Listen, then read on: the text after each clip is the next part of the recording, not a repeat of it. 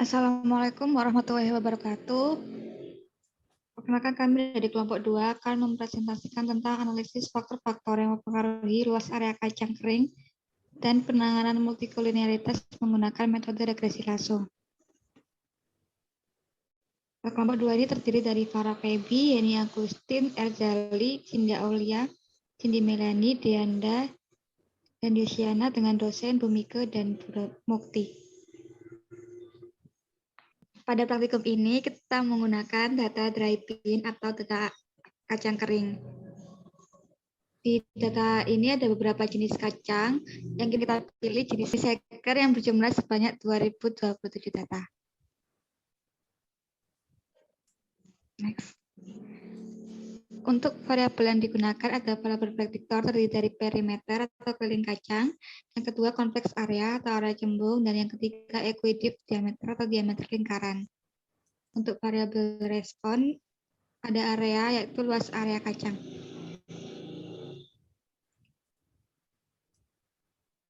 Untuk mengetahui faktor-faktor yang mempengaruhi luas area kacang kering, kita menggunakan metode regresi linear berganda. Regresi linear berganda merupakan model regresi linear dengan melibatkan lebih dari satu variabel prediktor. Pada regresi linear berganda terdapat beberapa asumsi yang harus dipenuhi, yakni normalitas, heteroskedastisitas, autokorelasi, dan multikulineritas. Untuk multikulineritas ini, di mana terjadi korelasi antar variabel prediktor. Untuk asumsi multikulineritas dapat diatasi dengan menggunakan regresi lasso. Regresi lasso merupakan metode yang mampu mengatasi masalah multikulineritas dengan menyusutkan koefisien taksirannya mendekati 0, bahkan dapat hingga tepat 0. Sehingga regresi lasso dapat menyeleksi variabel di dalam model regresi.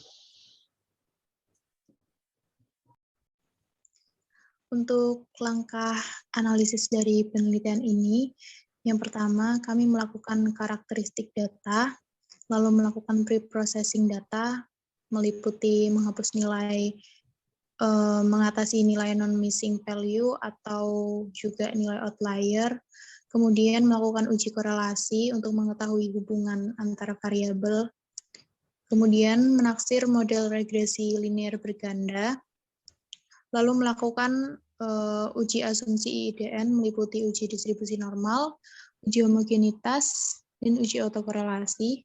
Jika didapatkan kesimpulan tolak H0, yang artinya terdapat pelanggaran asumsi, maka dilakukan penanganan pelanggaran asumsi IIDN. Namun jika didapatkan keputusan gagal tolak H0, maka dilanjutkan ke pengujian multikulineritas. Dan di uji multikulineritas, jika didapatkan kesimpulan bahwa tidak ada multikulineritas, maka bisa dilanjutkan ke kesimpulan. Namun jika terdapat multikulineritas, maka dilakukan penanganan dengan melakukan analisis regresi lasso. Untuk langkah-langkahnya, kami menggunakan software RStudio. Di sini kami akan menunjukkan langkah-langkah analisis data menggunakan software R.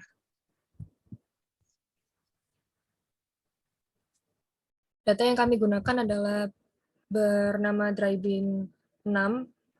Dengan ini kami menamakan sebagai data bin. Data bin ini terdiri dari 6 variabel, yaitu area sebagai variabel Y, perimeter sebagai variabel X, major axis length, minor axis length, convex area, dan equivalent diameter. Karena kami tidak menggunakan major axis length dan minor axis length, maka kami menghapus kolom keempat dan kolom ketiga. Selanjutnya yaitu mengatasi outlier. Pada variabel area dapat diketahui hasil box plotnya yang ada di sebelah kanan ini. Berdasarkan gambar tersebut menunjukkan bahwa terdapat nilai outlier, keragaman data rendah, dan ukuran box plotnya pendek. Sehingga perlu dilakukan processing untuk menghilangkan nilai outlier tersebut. Untuk menghilangkan nilai outlier tersebut digunakan sintaks sebagai berikut.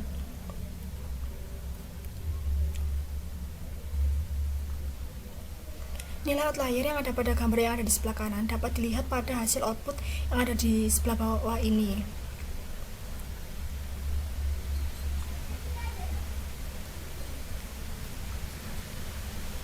hasil boxplot setelah dilakukan penanganan outlier, didapatkan boxplotnya pada gambar boxplot yang ada di sebelah kanan ini masih terdapat nilai outlier, sehingga perlu dilakukan penanganan kembali dengan cara mengarang ulang sintaknya.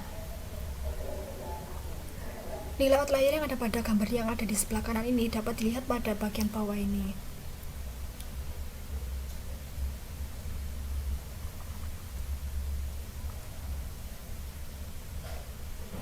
Gambar pada sebelah kanan menunjukkan bahwa masih terdapat nilai outlier. Diatasi dengan cara mengarang kembali sintak untuk mengatasi masalah outlier.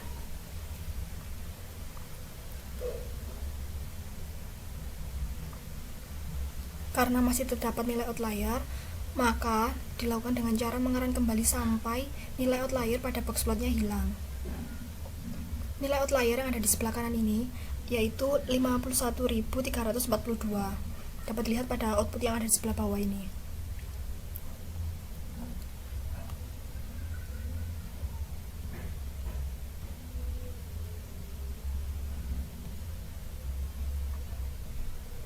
Setelah dilakukan masalah penanganan outlier dengan cara mengarang sintak secara berulang-ulang, didapatkan boxplot yang bersih dan sudah tidak ada outlier, yang artinya keragaman data tinggi karena ukuran boxplotnya ini sudah simetris yang ditandai dengan garis mediannya yang tepat berada di tengah. Selanjutnya yaitu pada variabel perimeter, sebelum dilakukan penanganan masalah outlier, didapatkan boxplot sebagai berikut yang ada di sebelah kanan ini. Diketahui bahwa terdapat nilai outlier yang artinya keragaman datanya rendah karena boxplotnya ini pendek dan tidak simetris karena garis medianya tidak tepat berada di tengah, sehingga perlu dilakukan penanganan pada variabel perimeter atau keliling kacang menggunakan sintaks sebagai berikut. Sintaks yang digunakan adalah ini.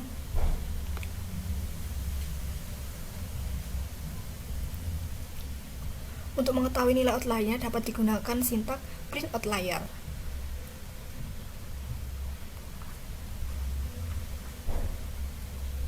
Setelah dilakukan pengarangan sintak yang ada pada layar R, didapatkan hasil penanganan outlier, didapatkan boxplotnya sudah bersih dan tidak ada nilai outlier, yang artinya keragaman data tinggi karena ukuran boxplotnya ini sudah simetris dan garis medianya tepat berada di tengah, yang artinya masalah outlier pada variabel perimeter atau keliling kacang sudah teratasi dengan baik.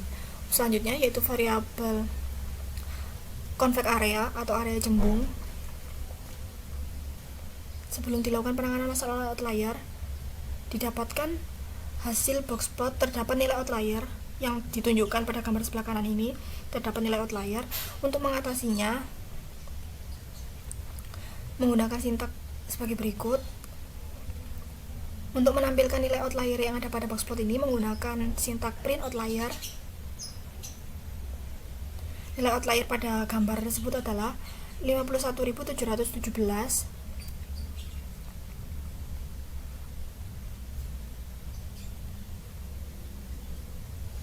Setelah dilakukan pengerangan, ternyata masih didapatkan nilai outlier, sehingga dilakukan dengan cara mengerang kembali.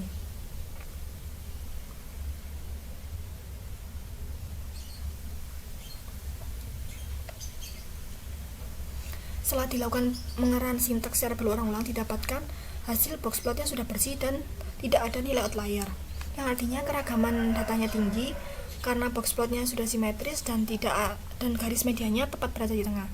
Karakteristik data dari data bin ini adalah pada variabel luas area kacang memiliki rata-rata 39.499, perimeter atau keliling kacang memiliki rata-rata sebesar 723,4, convex area memiliki rata-rata sebesar 39.879, ekuivalen diameter memiliki rata-rata sebesar 223,9. Berikut merupakan library yang digunakan dalam analisis kami. Selanjutnya kami melakukan korelasi untuk mengetahui nilai korelasi antar variabel X dengan function core. Didapatkan antar variabel X memiliki korelasi yang tinggi yaitu 0,965, 0,99, dan 0,99.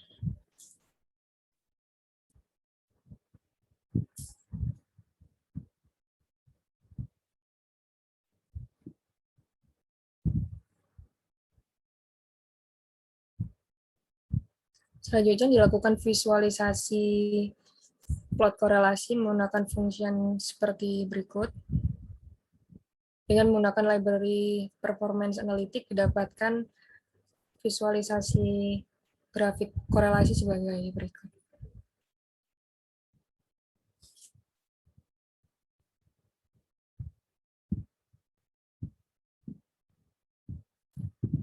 Dapat dilihat bahwa dengan H0 tidak ada hubungan antar variabel X dan H1 terdapat hubungan antara variabel X.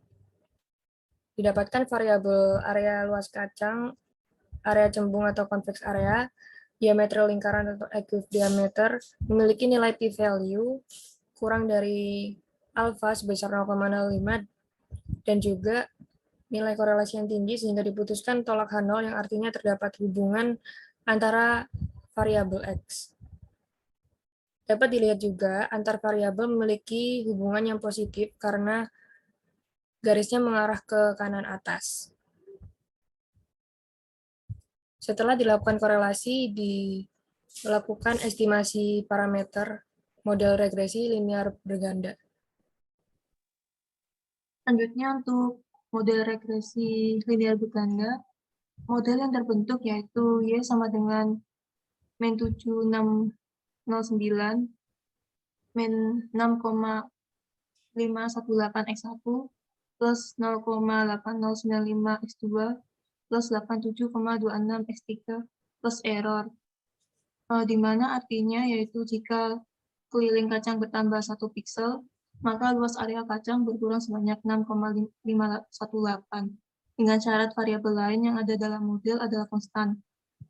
Jika area cembung bertambah 1 piksel, maka luas area kacang bertambah sebanyak 0,8095 dengan syarat variabel lain yang ada dalam model adalah konstan. Dan jika ekivalen diameter tambah 1 piksel, maka luas area kacang akan bertambah sebesar 8,726 dengan syarat variabel lain yang ada dalam model adalah konstan. Untuk uji serentaknya, didapatkan nilai p-value sebesar 0,0 yang dapat diputuskan bahwa tolak H0 yang artinya minimal ada satu variabel prediktor yang berpengaruh signifikan terhadap luas area kacang. Untuk selanjutnya dilanjutkan pada uji parsial, di mana nilai tiap variabel prediktor, perimeter, compact area, dan ekuivalen diameter p-value sebesar 0,0, yaitu dapat diputuskan tolak H0 yang berarti variabel perimeter, compact area, dan ekuivalen diameter berpengaruh signifikan terhadap luas area kacang. Untuk kebaikan model sendiri, R-square pada data dry-bin didapatkan sebesar 0,9998, yang berarti proporsi variabilitas luas area kacang dijelaskan oleh keliling kacang, jumlah piksel dan diameter lingkaran sebesar 99,98%, dan sisanya sebesar 0,02% dijelaskan oleh variabel prediktor lain di luar model. Untuk selanjutnya adalah uji asumsi Klatik dan juga Viv pada kasus ini. Yang pertama adalah uji normalitas. Pada uji normalitas, H0-nya adalah residual berdistribusi normal, dan H1-nya adalah residual tidak berdistribusi normal. Pada uji normalitas, kita menggunakan nilai force.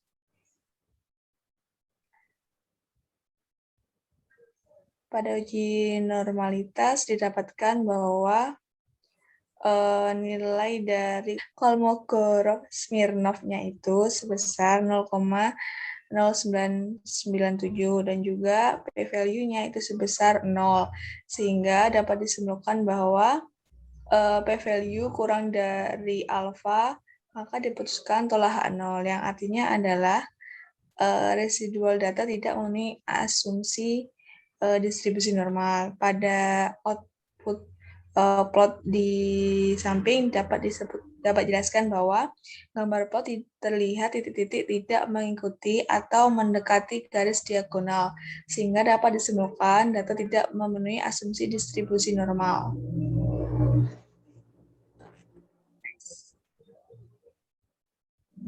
Sehingga dilakukan transformasi data. Namun pada transformasi data tetap didapatkan hasil bahwa data tidak berdistribusi normal.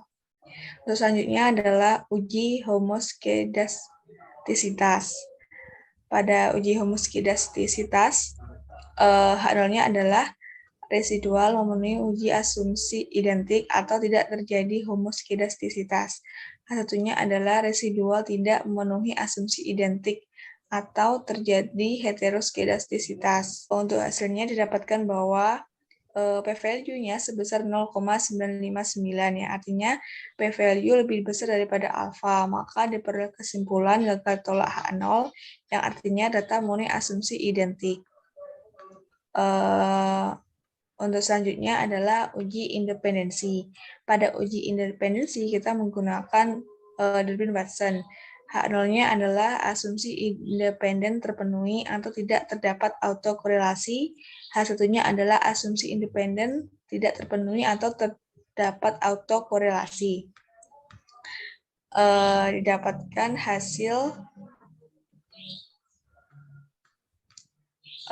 p-value-nya sebesar 0, yang artinya p-value kurang dari alfa sebesar 0,05, maka diputuskan tolak H0, yang artinya residual data tidak memenuhi asumsi distribusi independen.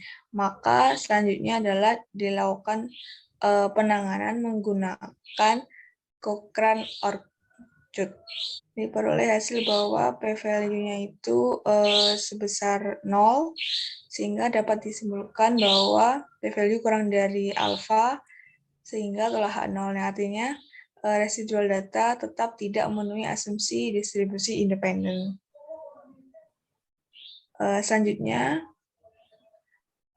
uji multikolinearitas. Pada uji multikolinearitas, H0-nya adalah tidak terdapat multiko, H1-nya adalah terdapat multiko. Data katakan terdapat multiko apabila VIF-nya itu lebih dari 10. Nah, pada kasus ini diketahui bahwa pada variabel parameter atau keliling kacang memiliki VIF sebesar 20,56. Pada convex area atau area cembung memiliki VIF sebesar 755,87. Pada WIF diameter atau diameter lingkaran memiliki VIF sebesar 637, yang artinya semua variabel memiliki VIF lebih dari 10, sehingga dapat disimpulkan terdapat multikolinearitas. Berikut adalah hasil visualisasi dari plot uji asumsi. Di mana pada kasus ini dapat disimpulkan bahwa datanya memenuhi uji heteroskedastisitas tapi tidak berdistribusi normal dan juga terdapat autokorelasi.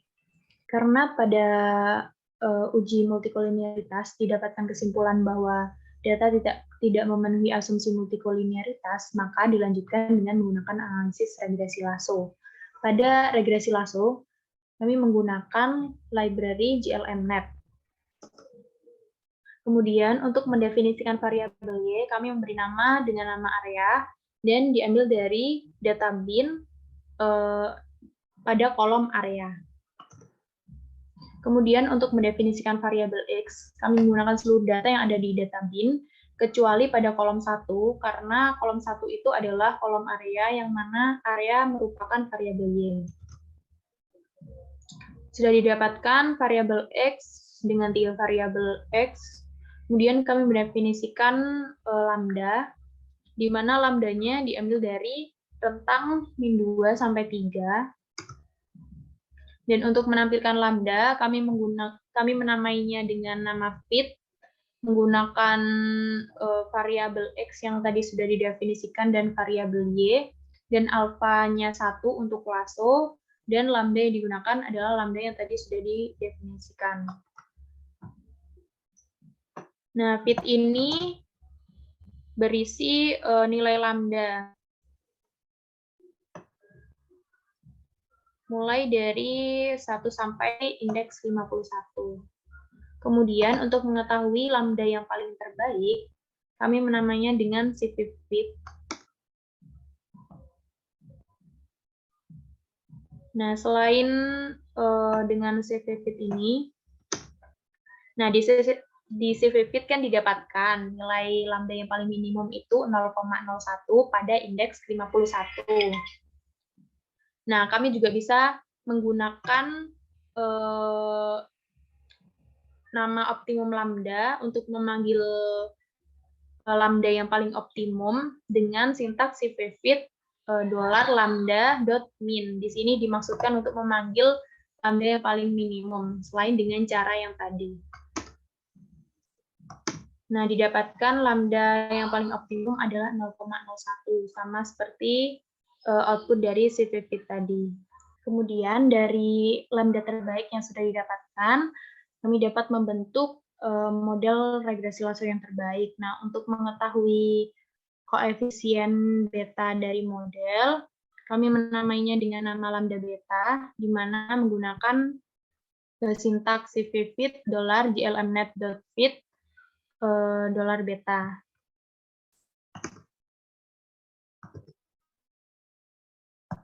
Nah, lambda beta yang didapatkan itu untuk perimeter min 6,41, convex area 0,811, dan equivalent diameter itu 86,124.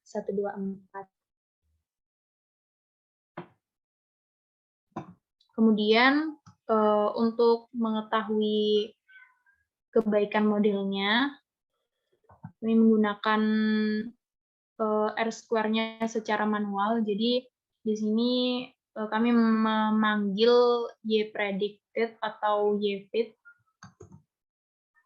Nah, kemudian menghitung nilai SST dari jumlah Y kuadrat, Y-nya adalah area. Didapatkan SST sebesar, SST-nya sebesar 3,1 E pangkat plus 12. Dan kemudian memanggil nilai SSE. Nah, untuk menghitung R-square dengan rumus 1 min SSE per SST, didapatkan R-square sebesar 0,99, yang mana berarti model yang terbentuk mampu menjelaskan variabel respon sebesar 99% dan sisanya dijelaskan oleh variabel lain di luar model. Nah, untuk mengetahui apakah multikolinearitas sudah teratasi, kami mengeceknya menggunakan nilai VIF.